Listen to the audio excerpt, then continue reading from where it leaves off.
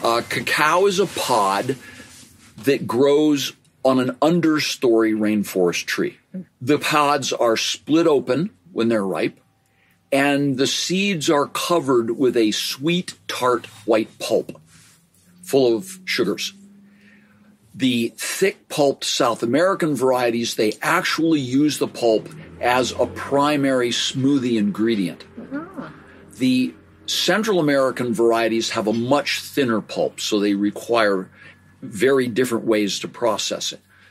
Anyway, the pulp and the seeds are put into a sack, into a wooden box with drain holes. If it's indigenous people, they dig a hole in the rainforest, line it with banana leaves, and put the pulp and the seeds in there.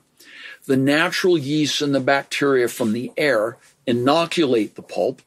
The yeasts eat the sugars in the pulp and piss alcohol. And then, like with wine that is exposed to the air, the bacteria reduce the alcohol to vinegar. It gets hot above the temperature that the raw foods people want to say is okay. The cacao goes through a lot of processes at an enzymatic and molecular level. The seeds sprout and then die in this fermentation. So chocolate is both a sprouted and a fermented food. Oh. Then when the pulp has liquefied and drained away, the seeds go out in generally the shade, sometimes the sun, to be dried.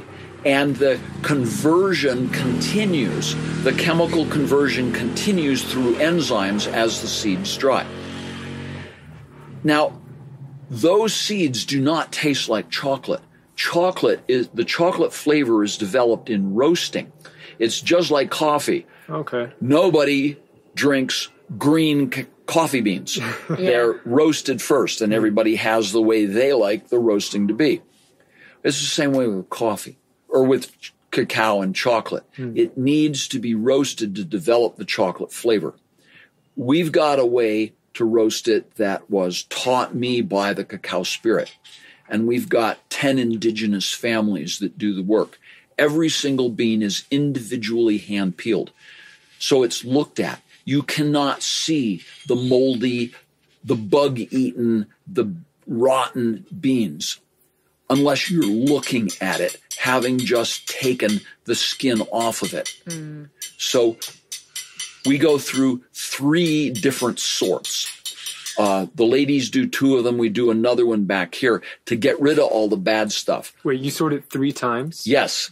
No one else does this. Everyone else throws everything into the machines, winnow it by machine, and you're drinking the whole thing. And there's like 8 different colors of mold in cacao. That's incredible. Not that you're just hand sorting it once, but you're hand sorting it 3 times. Oh, we have a large percentage of waste. Wow. Yeah. So we can't make it as cheaply as other people do.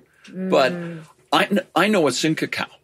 And I've had enough toxicology and things like that to understand what eating molds does to your system. Yeah. And how the body reacts to different molds, like the molds that make cheese and other products like that, as compared to the molds that you really do not want to consume.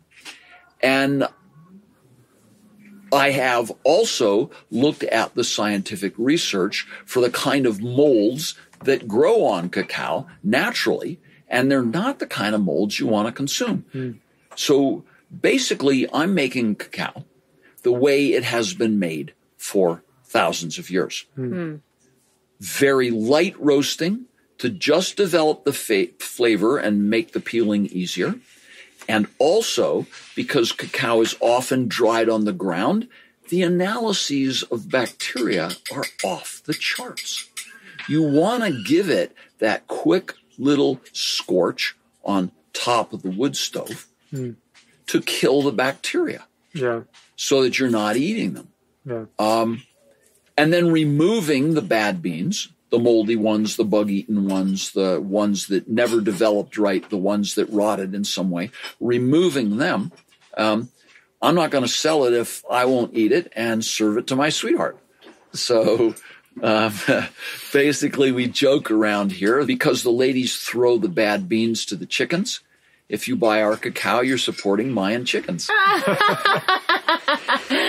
love that. Well, this makes a lot of sense because when I open, so you sell them in a pound brick.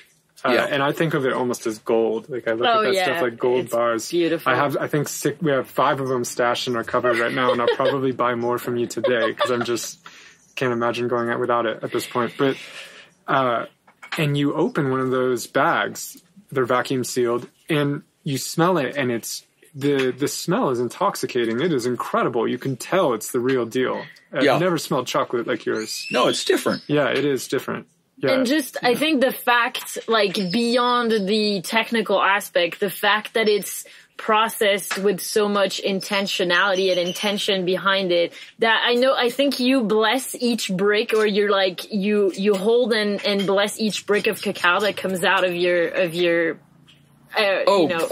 Barbara and I are involved in the cacao bagging process after it's been ground. Yeah. And we work with every single block. Always have. Yeah. And I think you do, I mean, if you're sensitive to these energies, and you don't have to be, I mean, I understand that maybe if you're more on the rational side, you don't think about these things, but I feel that. I feel it's the same as when you go and have food that has been made with love and prepared by someone who's putting their energy into it, and someone who's just made a big batch and doesn't care. You know, that is the difference that I feel, and it shows in the energy and the way cacao works on you. Yes. Like in a like, okay, productive work setting and maybe conflict resolution, but also in like the spiritual growth part that cacao can bring to you. I make crude chocolate. Nothing added, nothing removed. And my idea is to make absolutely the best product I know how to make. Yeah. According to my definition of what the best is. Yeah. So that's what we do.